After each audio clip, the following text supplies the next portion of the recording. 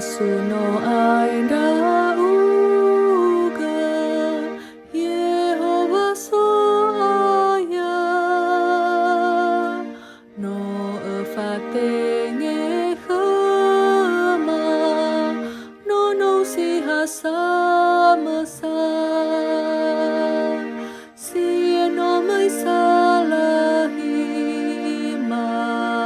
vange fa bahara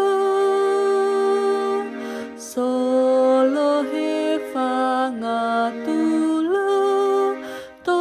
baguli dana he Yesu aine khama hagai ni dadama haga soroi zorugo fangoro mahorama mandrahau so aya atula dadama afutola matema dauga so aya so ai dadama